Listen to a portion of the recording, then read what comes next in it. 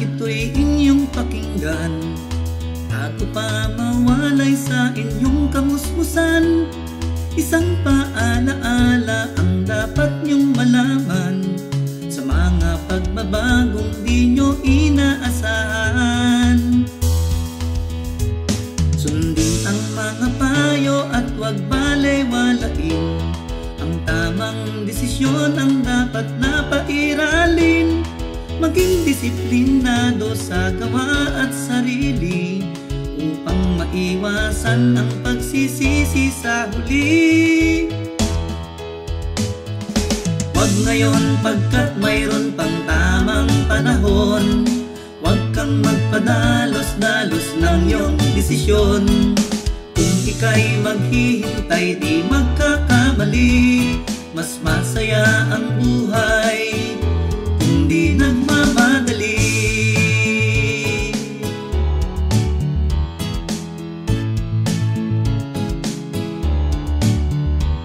Mag-aral ng mabuti at huwag pababayaan. Maging bukas sa inyong mga guro't kaibigan, pagkat sila'y nagmamalasakit sa iyong tunay. Hangad nila para sa'yo ang magandang buhay. Marami ang pangarap na di na maaabot, at mga kasiyahang mababalot ng lungkot. Ang magpasya ng tama ay lagi niyong tandaan. Piliin ang taong tunay niyong maaasahan. Huwag ngayon pagkat mayroon pang tamang panahon. Huwag kang magpadalos-dalos ng iyong desisyon. Kung ika'y maghihintay di magkakamali. Mas masaya ang buhay kung di nagmamadali.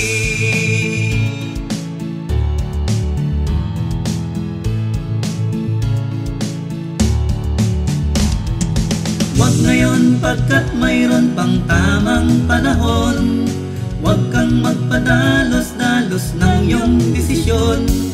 Kung ika'y maghihintay di magkakamali.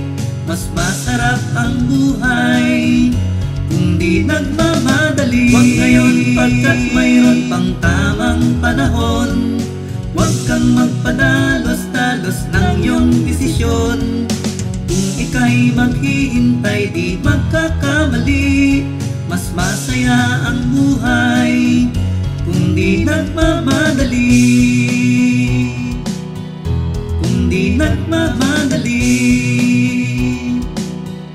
Kung di nagmamadali. Kung di nagmamadali.